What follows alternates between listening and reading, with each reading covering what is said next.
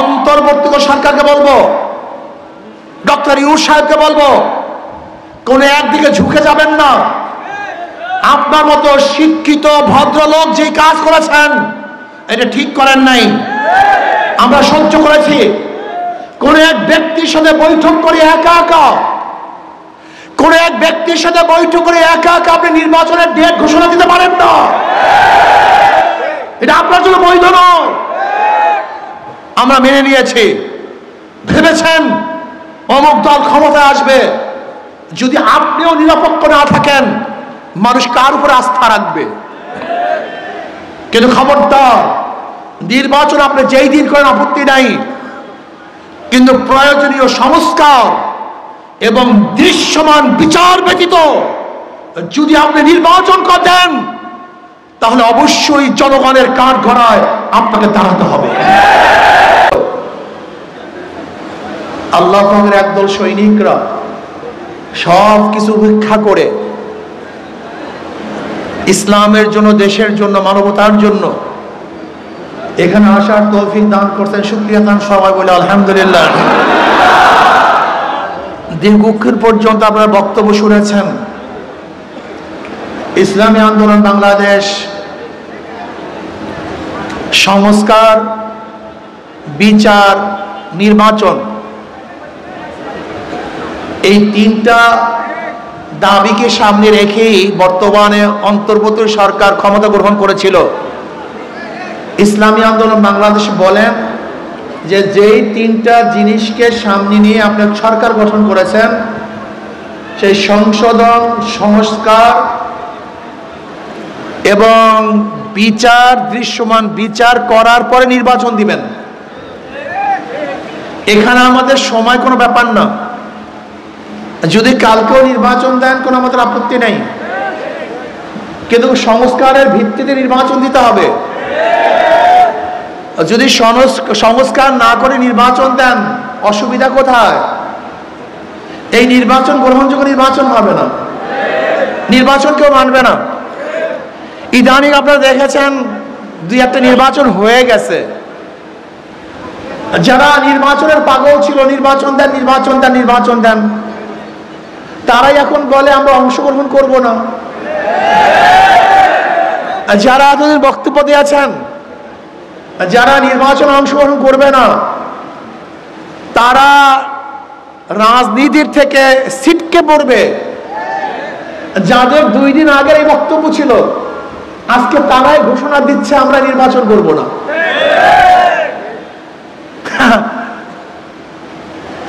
আমি আশ্চর্য হয়ে যাই বিএনপির অবস্থা দেখে।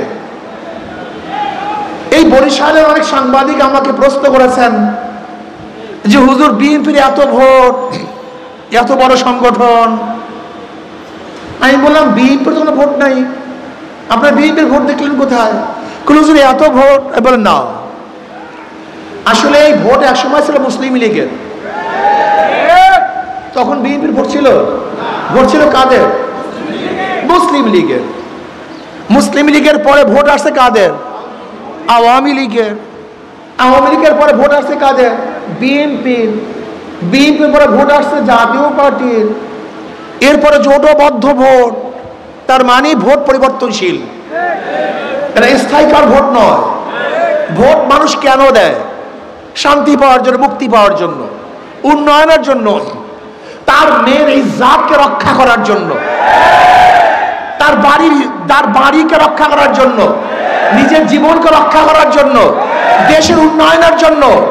ডাকাতি, চুরি, গুন্ডামি, বদমাশের জন্য কেউ কাউকে ভোট দেয় না।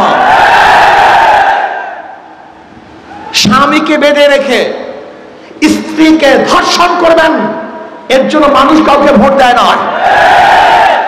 বগুড়ায় দেখেছেন প্রস্তাব দিয়েছে বাবার কাছে, আপনার মেয়েকে বিবাহ করতে চাই, বাবাই রাজি হয় নাই, মেয়ের সামনে বাবাকে হত্যা করে ফেলেছে। এই বিএনপি, অন্য কেউ না। বগুড়ায় ঘটনা,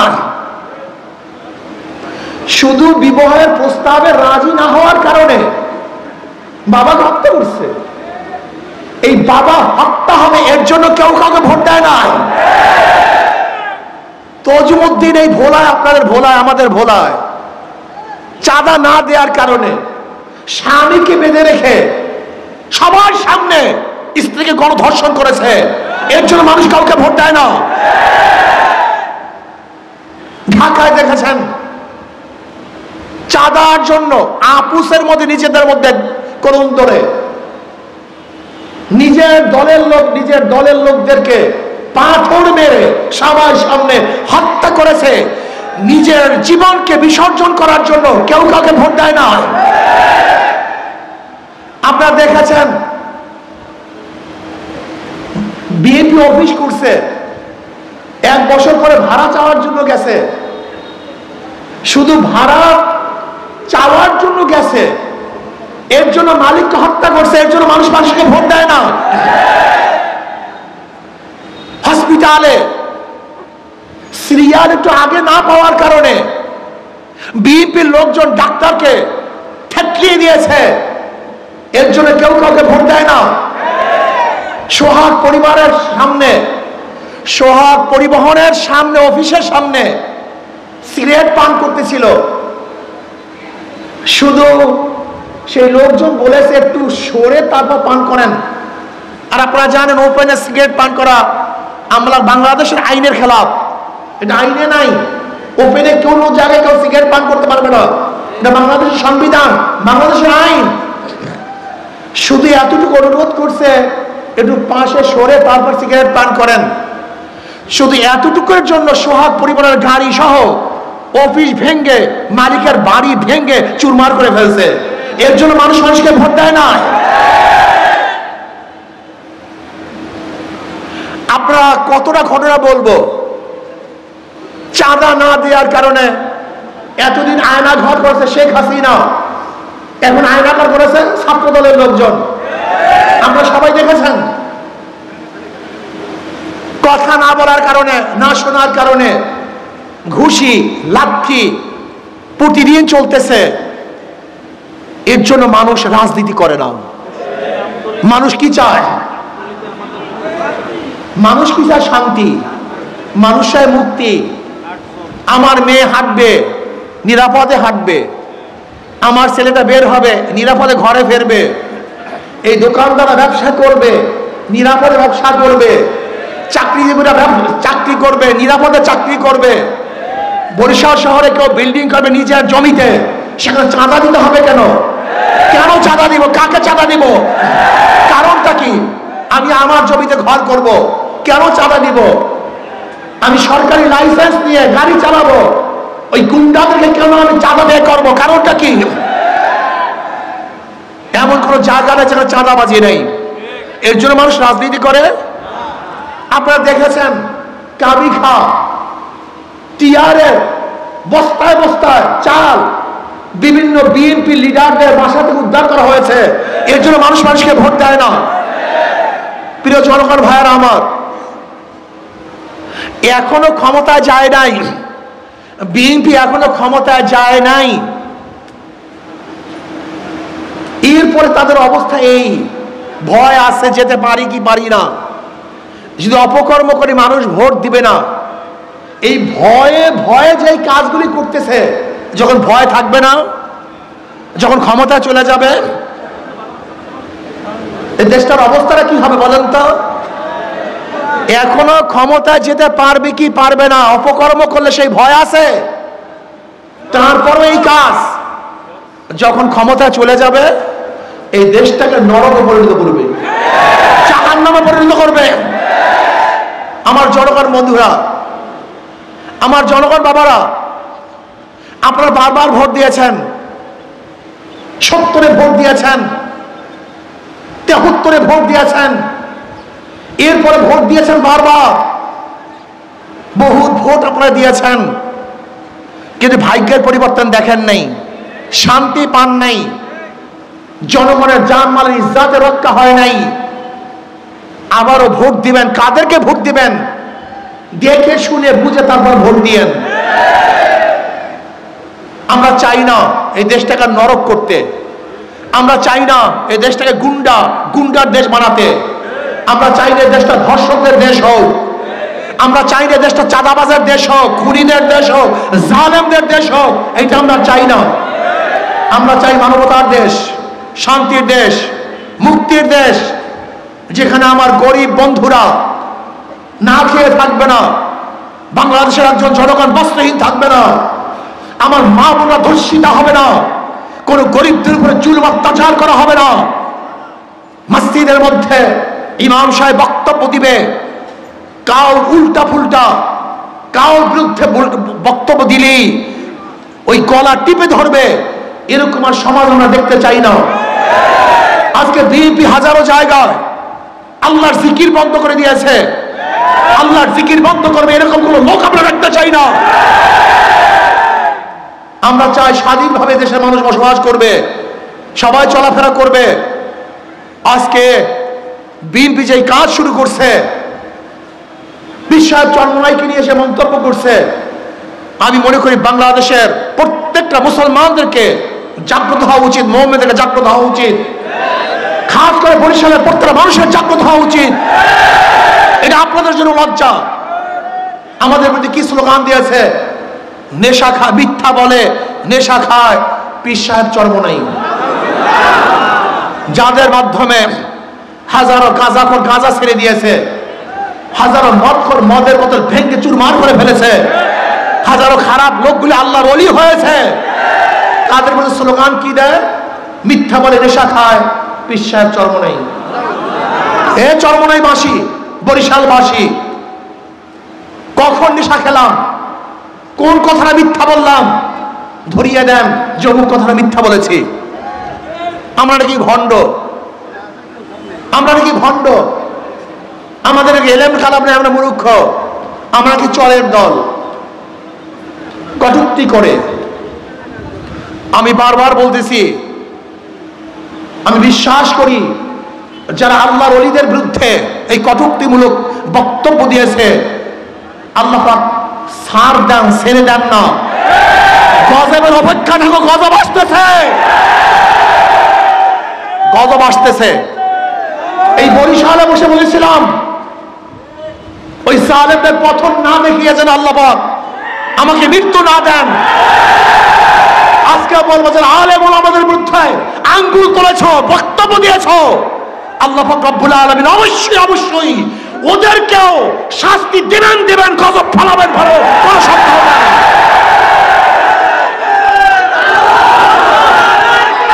যেই কাজগুলি তারা করেছে,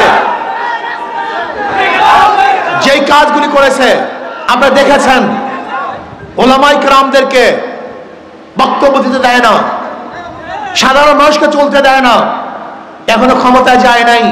তুমি ভেবেছ সেই আগের সেই ধানের শীষ দেখলেই মানুষ পাগল হয়ে যাবে? আল্লাহ, এটা 2025, ওরা সব দেখবে, ওদের বক্তব্য দেখবেন, শুধু জিয়াউর রহমান সাহেব এইটা করছে, সেইটা করছে, এইটা করছে, সেইটা করছে। বুঝলাম জিয়াউর রহমান সাহেব এইটা করছে, সেইটা করছে। জিয়াউর রহমান সাহেবের আদর্শের কারণে এদেশে মানুষ সত্তার সাহেবকে ভোট দেয় নাই। সত্তার সাহেব কি করেছে? জিয়াউর রহমান সাহেব এইটা করেছে, সেইটা করেছে। খালেদা জিয়াকে 1991 সালে ভোট দেয় নাই। খালেদা জিয়া কি করেছে? জিয়াউর রহমান সাহেব এইটা করেছে, সেইটা করেছে। 2001-এ বিএনপিকে ক্ষমতায় নেয় নাই। 2001-এ কি করেছো সেইটা বলো। দেখবেন বিএনপির মধ্যে এরকম কোনো বক্তব্য নাই, আমরা এইটা করছি, সেইটা করছি, কোনো বক্তব্য নাই। শুধু জিয়াউর রহমান সাহেব এইটা করছে, সেইটা করছে। বলবেটা কি? এরা তো ক্ষমতায় গিয়ে দুর্নীতিতে 5 বার দেশকে চ্যাম্পিয়নশিপ করছে। এরা দুর্নীতিতে 5 বার চ্যাম্পিয়নশিপ করছে, বহুত কেস করছে। এদেশে মানুষ অতুষ্ট হয়ে তাদেরকে উৎখাত করার জন্য আন্দোলন সংগ্রাম করেছে। যাই হোক, আমি বরিশালের বাসীদেরকে বলবো, আমার বাবাদেরকে বলবো, গোটা বাংলাদেশের মানুষকে বলবো, পিআর সিস্টেমে নির্বাচন দেন। আজকে হোক কালকে হোক বিএনপি ওই দাবি করবে, কিন্তু সেই সময় আসতে আছে। বিএনপির পায়ের নিচের মাটি তো আস্তে আস্তে সব ফসকিয়ে যাচ্ছে। বিএনপি আজকে হোক কালকে হোক পিআর সিস্টেমে নির্বাচন দাবি করবে। আর আমি বিশ্বাস করি সাংবাদিকরা লিখে রাখেন, লিখে রাখেন, ভুলবেন না, আজকে তারিখ দিয়ে লিখে রাখবেন। ইনশাআল্লাহ বাংলাদেশের যেই সেই জায়গায় যেখানে যেখানে ইসলামী দলের শক্তিশালী প্রার্থী থাকবে, প্রত্যেক জায়গায় ইসলামের বাহিরের শক্তি হারবে হারবে হারবে। যেখানে যেখানে যেই সিটগুলিতে ইসলামের পক্ষের শক্তিশালী ক্যান্ডিডেট থাকবে, বিপক্ষের ইসলামের বিরোধী সমস্ত শক্তিগুলি অবশ্যই হারবে হারবে। আগামী নির্বাচন দুই ভাগে ভাগ হয়ে যাবে, ইসলামের পক্ষের শক্তি, ইসলামের বিপক্ষের শক্তি, ভারতের পক্ষের শক্তি, ভারতের বিপক্ষের শক্তি। আগামী নির্বাচন হবে ইসলামের পক্ষে, ইসলামের বিপক্ষে, ভারতের পক্ষে, ভারতের বিপক্ষে। আর আগামী নির্বাচনে জিতবে কারা? যারা ইসলামের পক্ষে, ভারতের বিপক্ষে, তারাই জিতবে ইনশাআল্লাহ। দুই ভাগে ভাগ হয়ে যাবে, কোনো সন্দেহ নেই। এদেশের মানুষ ইসলাম ফোবিয়া, হাজারো মানুষ ইসলাম ফোবিয়া, ইসলামকে ভয় পায়। এক গাঁজাওয়ালা একদিন আমাকে বলতেছে, হুজুর ইসলাম ক্ষমতায় আসলে আমার গাঁজার অবস্থাটা কি হবে? আমি তো গাঁজাখোর, গাঁজা ছাড়া থাকতে পারি না। আমি বললাম, বাবা তুমি কি মসজিদে গিয়ে গাঁজা সেবন করতে পারো? বলে না। আমি বলি কেন? বলে পরিবেশ নেই। আমি বলি ইসলাম ক্ষমতায় আসলে গোটা বাংলাদেশটা মসজিদে পরিবেশ হয়ে যাবে, তোমাকে গাঁজা সেবন করতে হবে না। তাহলে প্রমাণ কি? আজকে এখানে হাজারো মানুষ আছেন যারা বিড়ি পান করেন, ধূমপান করেন, এরকম কি একটা লোক এখানে নাই? কই এখন পান করেন না কেন? কথা বলেন না কেন? নিষেধ করছি, বাধা দিছি, কি নাই? ঠিক ইসলাম হুকুমত আসলে পরিবেশ থাকবে না, আপনি এমনিতে ভালো হয়ে যাবেন। চোরেরা মনে করে হুজুর ইসলামী ক্ষমতা আসলে আমার চুরির অবস্থাটা কি হবে? আমি বললাম তুমি চুরি করবা কেন? ক্ষুধার্ত? স্ত্রীর জন্য, ছেলের জন্য, মেয়ের জন্য? তোমার চুরি করার দরকার নাই, সরকার দায় দায়িত্ব নিয়ে নেবে। তোমার ছেলের, তোমার মেয়ের, তোমার পরিবারের দায় দায়িত্ব সরকারের থাকবে, তোমাকে চুরি করতে হবে না, সব দায়িত্ব সরকারের। তুমি চুরি করবা কেন? দাড়ি যারা কাটেন তারা মনে করে ইসলামী হুকুমত আসলে আমার দাড়ির অবস্থাটা কি? আচ্ছা বলেন তো, মসজিদে ঢুকলে আপনাকে ইমাম সাহেব বলছে দাড়ি রাখিয়ে আসেন? আজ পর্যন্ত শুনছেন কোন জায়গায়? ইসলামের সবচেয়ে বড় পবিত্র জায়গা হলো মসজিদ, সেখানে আপনাকে দাড়ি রাখার জন্য আপত্তি করে না, দাড়ি ছাড়া ঢুকতে দেয়। আর এই গোটা বাংলাদেশ থেকে দাড়ি ছাড়া আপনাকে বিদায় দিয়ে দিবে, এই সমস্ত ঢুকাইছে কি আপনাকে? এই ইসলামের দুশ্মন মাথার মধ্যে ঢুকাইছে। আমার হাজারো মহিলারা যারা পর্দা করে না, এদের ধারণা কি ইসলামী ক্ষমতায় আসলে আমাকে বস্তা বন্ধে সব ঘরের মধ্যে ঢুকাই দিবে?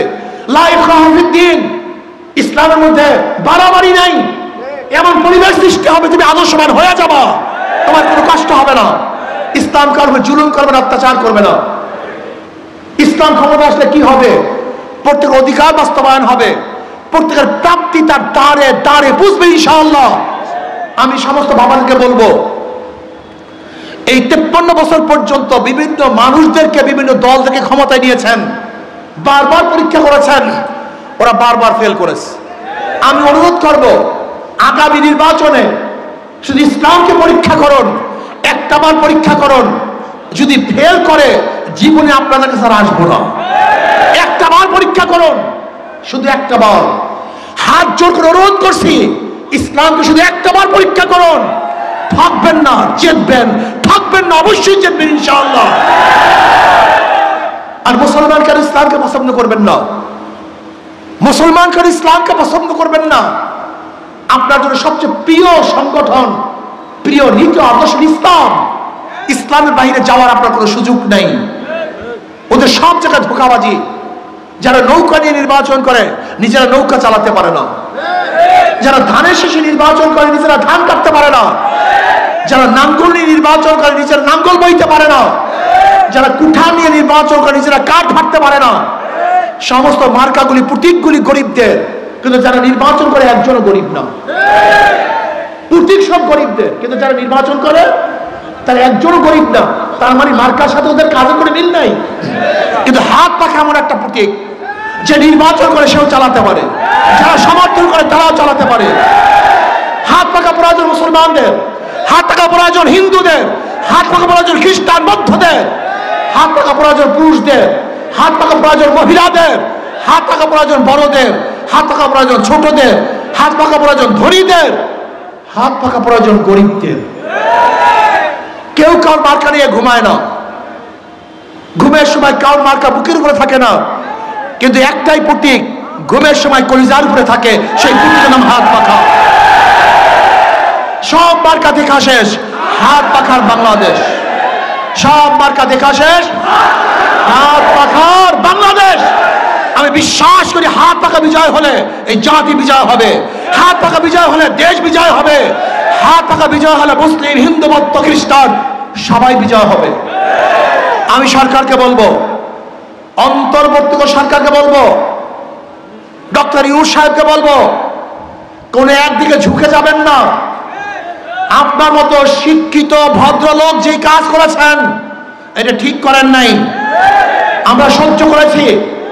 কোন এক ব্যক্তির সাথে বৈঠক করে একা একা, কোন এক ব্যক্তির সাথে বৈঠক করে একা একা আপনি নির্বাচনের ডেট ঘোষণা দিতে পারেন না, এটা আপনার জন্য বৈধ নয়। আমরা মেনে নিয়েছি। ভেবেছেন অমুক দল ক্ষমতায় আসবে, যদি আপনিও নিরপেক্ষ না থাকেন মানুষ কার উপরে আস্থা রাখবে? কিন্তু খবরদার, নির্বাচন আপনি যেই দিন করেন আপত্তি নাই, কিন্তু প্রয়োজনীয় সংস্কার এবং দৃশ্যমান বিচার ব্যতীত যদি আপনি নির্বাচন করেন তাহলে অবশ্যই জনগণের কাঠ গড়ায় আপনাকে দাঁড়াতে হবে, জনগণের কাছে আপনাকে জবাব দিতে হবে। ইউনূস সাহেব আপনি তিনটা জিনিসকে সামনে নিয়ে ওই চেয়ারে বসেছিলেন, সংস্কার, দৃশ্যমান বিচার এবং নির্বাচন। আপনি শুধু নির্বাচন উপহার দিবেন, সংস্কার করবেন না এবং বিচার করবেন না, আপনি ওয়াদা খেলাপ করেছেন। আমরা বিশ্বাস করি যদি সংস্কার যদি নির্বাচন হয় সেই নির্বাচন গ্রহণযোগ্য নির্বাচন হবে না, প্রশ্ন নির্বাচন হবে। যদি 1000% শস্য নির্বাচন হয় একদল বলবে কারচুপি হয়েছে, নির্বাচন ঠিক হয় না, ইঞ্জিনিয়ারিং হয়েছে, বিভিন্ন বক্তব্য দিবে। কাজে এমন নির্বাচন চাই যেই নির্বাচন গ্রহণযোগ্য নির্বাচন হবে। নির্বাচন কমিশন সাহেব আপনি কি বলেছেন? পিআর সিস্টেম সংবিধানে নাই। আপনি নিজেকে সংবিধানে আছেন? আপনি নিজেও তো সংবিধানে নাই। আপনি কি জানেন যে সরকার ফল করার 3 মাসের মধ্যে নির্বাচন দিতে হবে, এটা সংবিধান? আর আপনি তো 3 মাসের পরে বসছেন, আপনার তো বৈধতা নাই। এই সংবিধান আপনাকেই তো বৈধতা দেয় না, আর আপনি বলছেন সংবিধানে নাই। আমরা বলবো আপনিও সংবিধানে নেই। যখন আপনি সংবিধানবিহীন, ঠিক পিআরও আমি মনে করি সংবিধানবিহীনই হওয়া উচিত। কারণ এই 72 নির্বাচনে 72 সংবিধান আমরা চাই না। এই সংবিধানকে পরিবর্তন করতে হবে। সমস্ত ফ্যাসিস্ট তৈরি করে 72 সংবিধান, এটা যার যার মতো কেটে সেটে নিজেদের অনুযায়ী, নিজেদের স্বার্থ অনুযায়ী সাজানো হয়েছে। এই সংবিধান মানুষকে কল্যাণ দিতে পারে না, মানুষকে মুক্তি দিতে পারে না। কাজে সংবিধান পরিবর্তন করতে হবে, সংস্কার করতে হবে, বিচার করতে হবে, পিআর সিস্টেমে নির্বাচন দিতে হবে। আর পিআর সিস্টেমে নির্বাচন দেওয়ার জন্য ইনশাআল্লাহ আমরা কর্মসূচি ঘোষণা করব। অবশ্যই অন্তর্বর্তী সরকার পিআর সিস্টেমে নির্বাচন দিতে বাধ্য হবে ইনশাআল্লাহ। আর যারা বলে পিআর বুঝি না, খায় না, মাথায় নেয়, ওদের রাজনীতি করার কোনো অধিকার নাই। এত পিআর সিস্টেমে নির্বাচন হবে কি হবে না সেটা ভিন্ন কথা, কিন্তু একজন রাজনীতিবিদ যদি বলে আমি বুঝি না, তাহলে তার রাজনীতি করার কোনো অধিকার নেই। কাজে আসুন আগামী নির্বাচনে হাত পাকা প্রতীকের পক্ষে ইনশাআল্লাহ যে যেখানে আসি সব শক্তি নিয়ে ঝাঁপিয়ে পড়বো। রাজি আছেন ইনশাআল্লাহ? আমাদের বরিশাল আগুল যারা, আমাদের আগুল যারা উজিরপুর থেকে আমাদের রাসেল সদর মেহেদী সাহেব ইনশাআল্লাহ নির্বাচন করবেন, বলেন আলহামদুলিল্লাহ। আমাদের সিরাজ সাহেব বাবুগঞ্জ বুলাদির থেকে ইনশাআল্লাহ নির্বাচন করবেন, বলেন আলহামদুলিল্লাহ। আর আমাদের হযরত মাওলানা মুফতি আবুল খায়ের সাহেব মেহেন্দিগঞ্জ হিজলার থেকে নির্বাচন করবেন, আলহামদুলিল্লাহ। এবং আমাদের ডাক্তার সিরাজি সাহেব আলহামদুলিল্লাহ তার অবস্থা তো খুবই ভালো, ইনশাআল্লাহ নওসিকে চালুকাটি নির্বাচন করবেন, আলহামদুলিল্লাহ। আমাদের সবাইকে কবুল করে নেন। এবার বরিশাল